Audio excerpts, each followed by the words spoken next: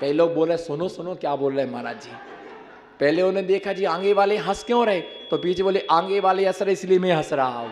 और उन्हें पता ही नहीं कि हंसे क्यों। हाँ बोलो, जिसको दिल दिया वो, जिसको दिल दिया वो दिल्ली चली गई। मैं दौड़ते दौड़ते दिल्ली पहुंचा तो वो इटली चली गई। अब मुझे इतना गुस्सा आया कि चाहे कुछ भी हो जाए, अब तो मुझे बिजली का तार पकड़ के क्या करना है, मरना है। जैसे ही मैंने बिजली का तार पकड़ा तो अब करूं तो, उसकी किस्मत जोरदार है, उसकी किस्मत जोरदार है भैया। संसार ऐसा ही है, बोलो संसार ऐसा है।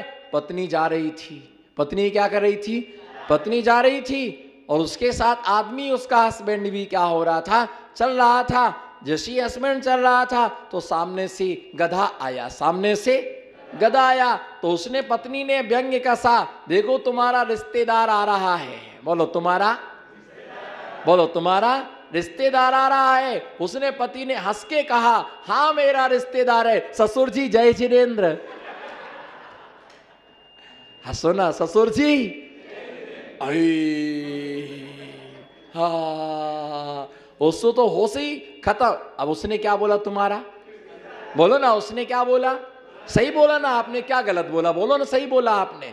मेरे को क्यों बोल रहे, बोलो आपने, अब देखना इधर, हाँ बोल, है ना, आपने सही बोला। आपका रिश्तेदार बिल्कुल पास में गया, बोले ससुर जी जय जिनेन्द्र। उस समय पत्नी की हालत,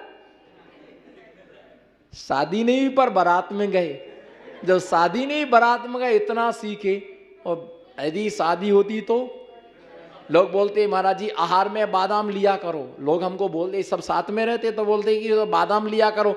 मैंने कहा क्यों, बोले उससे दिमाग अच्छा चलता है। मैंने पहले ही से इतना चल रहा है और बादाम खाऊंगा तो और, बोले बादाम का तेल लगवाया करो सिर में। मैंने कहा क्यों, बोले दिमाग बहुत चलेगा। मैंने बहुत भगवान ने दिया है, जरूरत नहीं है, इससे ज्यादा चलेगा डिपो फूक जाएगा।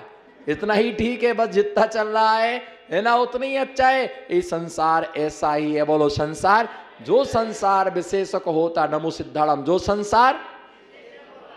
संसार विशेषक होता, मालूम इस देह के जनक और जननी इस पर अपना अधिपत्य जमाते हैं। क्या, देह के जनक और जननी इस देह पर अपना अधिपत्य जमाते हैं। जैसे दीक्षा में वैसी दृढ़ता चाहिए, बोलो दीक्षा में, हाथ उठाओ ना, दीक्षा में वैसी दृढ़ता चाहिए जैसी दृढ़ता लव मैरिज में होती है।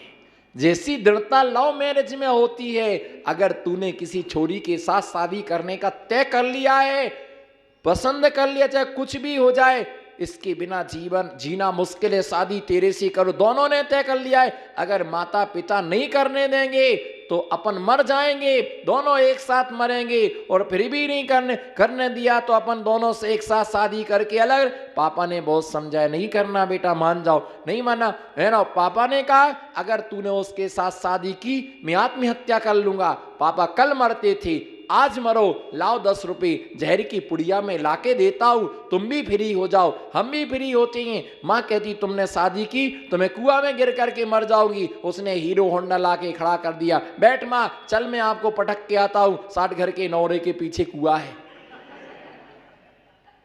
चल बैठ। डोकरी कही की काम की न धाम की, 2 साल जीना है, हल्ला गल्ला करती है, बैठ। कुआ 60 घर के नौरे के पैरे, है ना, हाथी वाले मंदिर के पीछे ताला डाला खुलवाता, चल अभी पटकता तेरे लिए, आ जाए, है ना। आत्म पूरी हो जाओ, तीसरे दिन में तीसरा करवा दूंगा, 13वें दिन 13वां करवा दूंगा। उसके बाद उसने आज तक नहीं कहा कुआ में गिर के मर जाऊंगा। तेरे को जो अच्छा लगे तू कर भैया, तेरे को जो जचे वो कर, बस शादी करके लाया, बहू है ये, आपकी बहू है, आपकी सेवा में रहेगी। फिर हल्ला करने लगी, नहीं मेरा छोरा तो इतनी अच्छी बहू लाया, इतनी अच्छी बहू लाया, नमोकार भी आवे, आलू भी नहीं खावे, प्याज भी नहीं खावे। ओ भैया ऐसी बहू मैंने तो ऐसा सोचा ही नहीं था। बोलो, थैला रख के बैठे हो, डेरा डाल के, बोलो मैंने तो ऐसा इधर देखो आईब्रू करा के कैसी मटकती महिला, बस वैसे ही बोलती मंदिर में, हाथी वाले मंदिर की दहलान में खड़ी थी, कही भैया चंपो बहन ऐसी बहू मिली, ऐसी बहू मिली, मैं तो कहीं सोचा ही नहीं था। ऐसे नमोकार भक्तांबर तो अनुराधा पौरवाल की तर्ज में गाए। अरे ऐसे नमो का लता मंगेशकर को भी मात करे, ऐसा काम करे, मालपुआ तो ऐसे बनाए, मैं तो चखी चखी रह गई। मैं तो क्यों, अब तो आई गई, तो अब गुणगान तो क्या करना ही है। अगर इनकी गुणगान नहीं करेंगे तो जीना चढ़ना मुश्किल हो जाएगा। जीना तो छोड़ो, जीना चढ़ना मुश्किल हो जाएगा। इसलिए भैया इतनी अच्छी है, अच्छी अपने यहां रखो, अच्छी है, अभी पता चलेगी अच्छी है कि बुरी है। अभी तो जयमाला कर लो, गुणगान कर लो। तो भैया ऐसा संसार में होता है, संसार की है ना, वो जितनी दृढ़ता मैं करूंगा तो उसी के साथ में करूंगा, चाहे कुछ भी हो जाए।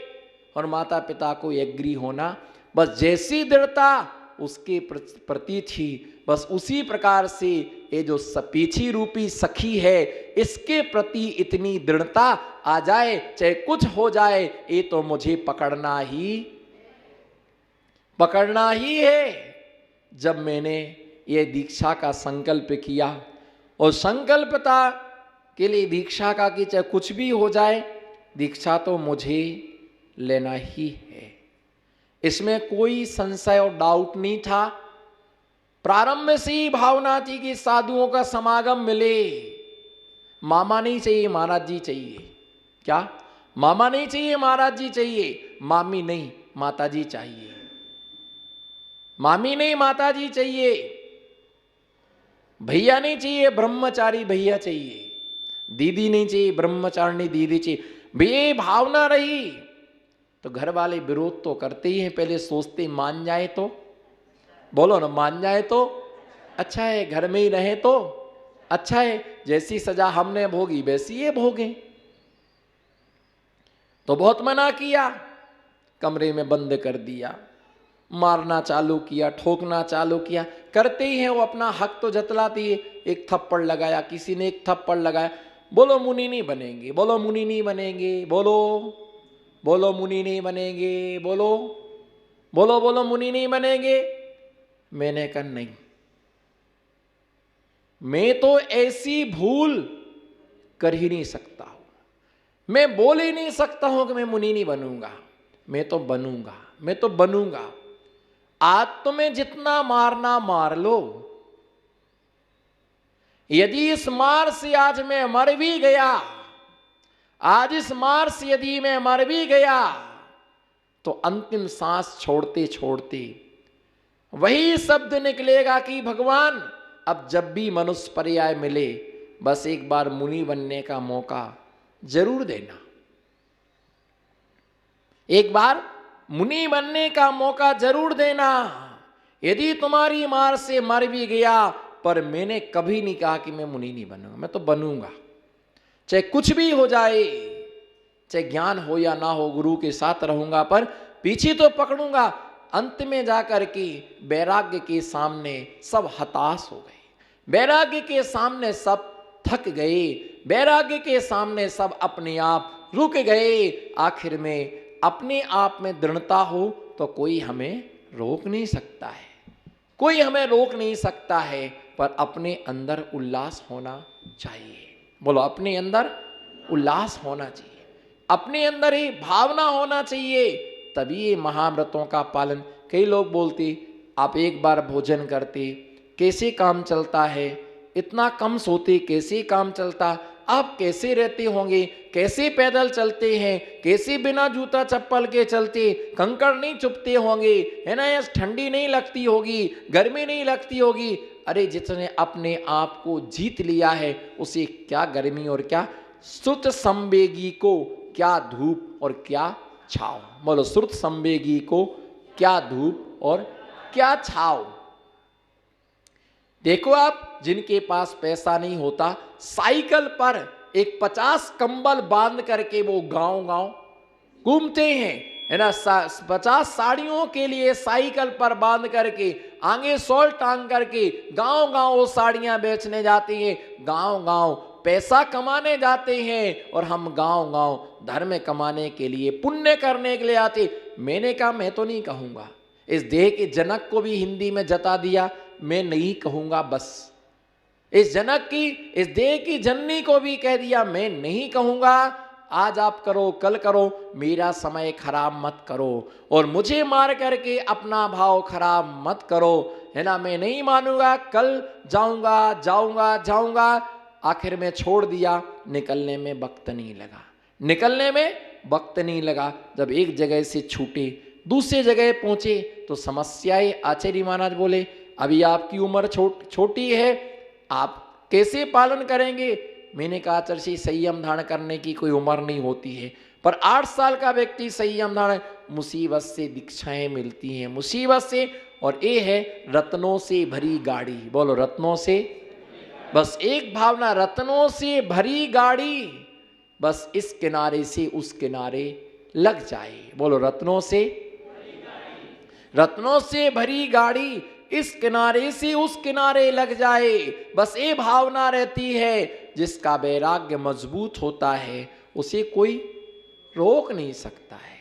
कोई कैसे रोक सकता है। मेरी आत्मा स्वतंत्र है, बोलो मेरी आत्मा स्वतंत्र है।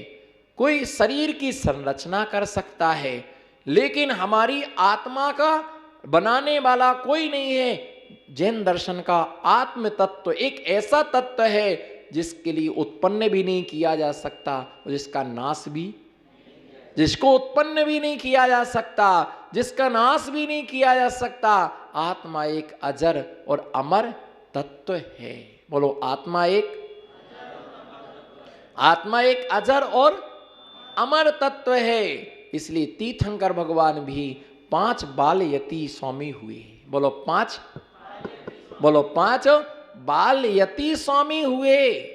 और वही घटना महावीर स्वामी के साथ में, जब उन्होंने दीक्षा का तय किया तो माता पिता ने विरोध किया कि नहीं भैया घर में रहो, घर में क्या कमी है। बोलो घर में रहो, घर में क्या कमी है। घर में सब कुछ हो सकता है, घर में बहुत कुछ हो सकता। बोलो घर में, बोलो घर में बहुत कुछ हो सकता है, पर घर में सब कुछ, घर में सब कुछ बहुत कुछ है, पर घर में संयम नहीं है। घर में मोक्ष का मार्ग नहीं है, घर में सामायिक नहीं है, घर में प्रतिक्रमण नहीं, घर में आराधना कम और विराधना। तो ऐसा बोलो ना, घर में अहो, घर में आराधना कम विराधना ज्यादा, घर में प्रतिक्रमण कम और अतिक्रमण ज्यादा, घर में वंदना कम बंद ज्यादा, घर में वंदना कम और बंध ज्यादा, घर में स्तुति कम प्रस्तुति। बोलो घर में प्रस्तुति, घर में त्याग कम और राग ज्यादा, घर में त्याग कम और राग ज्यादा, घर में समता कम और ममता। ये मुनि के 6 आवश्यक कर्तव्य हो गए, समता, स्तुति, वंदना, प्रतिक्रमण, प्रत्याख्यान और काव्योत्सर्ग के सब, है ना। क्योंकि निश्चित मान के चलो कि घर में त्याग कम होता है और राग ज्यादा होता है। बस इस प्रकार से व्यक्ति की स्थिति रहती है, इसलिए घर में संयम हो ही नहीं सकता। बोलो घर में संयम हो ही नहीं सकता है, किसी भी प्रकार से नो पॉसिबल, किसी भी प्रकार से संभव मोक्ष मार्ग की साधना घर परिवार को छोड़ करके ही होती है, घर परिवार को छोड़ करके ही होती है। और ऐसी बाल्य काल में 5 बाल यति हुए। जब महावीर स्वामी दीक्षा लेने गए ना, तो उनकी माँ जानती थी त्रिशला कि घर में नहीं रहेगा, दीक्षा लेगा। फिर भी वो जब वो 30 साल की उम्र में गए तो माँ रोती रोती पीछे पीछे गई, बार बिखेर लिए, बेटा मत जाओ घर को सुना करके, घर से घर को छोड़ करके मत जाओ, घर में ही रहो। लेकिन उन्होंने पीछे मुड़ करके भी, उन्होंने पीछे मुड़ करके भी नहीं देखा और दीक्षा के लिए धारण 5 बाल यति स्वामी हुए, जिन्होंने बाल्यकाल में ही दीक्षा को धारण कर लिया और बांसपुर स्वामी, मल्लीनाथ स्वामी, नेमिनाथ स्वामी, पार्श्वनाथ स्वामी, अंतिम तीर्थंकर महावीर स्वामी, और जिसमें दो तो विवाह मंडप में पहुंच गई थी। एक नेमिनाथ स्वामी, मल्लीनाथ स्वामी का जगत रति नाम की कन्या के साथ विवाह तय हुआ था, लेकिन जब उन्होंने देखा तो उन्हें पूर्व भवों का स्मरण हो गया और छोड़ करके दीक्षा को उन्होंने धारण कर लिया। राजमती को छोड़ के नेमिनाथ स्वामी ने दीक्षा धारण कर ली। पारसनाथ महावीर स्वामी की शादी तय ही नहीं हुई थी, उससे पहले उन्होंने अपना निकलने का तय कर लिया था।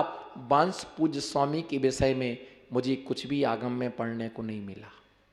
बांस पूज्य स्वामी के विषय में मुझे कुछ भी आगम में पढ़ने को नहीं मिला कि विरक्त क्यों हुए, दीक्षा क्यों ली। बस इतना ही शास्त्र में उल्लेख है कि एक बाल्य ब्रह्मचारी तीर्थंकर थे, संसार के लिए छोड़ दिया, तज दिया। क्या रखा संसार में, क्या रखा संसार में? कौन सुखी है? जिसको देखो वो अच्छे अच्छे सुखी दुखी बनकर के आते, महाराज आशीर्वाद दे दो। बोलो महाराज, कई के लिए बहुत मुश्किल है, दुकान नहीं चलती है, बच्चे मेरी सुनते नहीं है। अगर घर में बूढ़े मम्मी पापा हैं तो आप कितनी निश्चिंतता से बैठे। बोलो घर पे बोलो, घर पे मम्मी है। बोलो घर पर आपको चिंता करने की, घर पे पापा, कोई विकल्प नहीं। कहीं बाहर गए तो मम्मी पापा हैं, कोई बीवी पिया चली गई, चिंता नहीं है, मम्मी। बोलो मम्मी है। बीवी स्वस्थ ठीक नहीं है तो कोई तो है। जब मम्मी पापा घर में रहते हैं तो बच्चों को ज्यादा चिंता नहीं रहती, घर में संभालने वाला कोई है। बस इसी प्रकार से अगर दिगंबर जैन मंदिर में दिगंबर महामुनिराज हैं तो समाज को चिंता नहीं रहती, मंदिर में कोई, बोलो मंदिर में कोई है। और मंदिर तो तभी हरे भरे लगते हैं जब वहां पर, बोलो जब वहां पर महाराज हो तो वो मंदिर क्या लगता है, हरा भरा लगता है।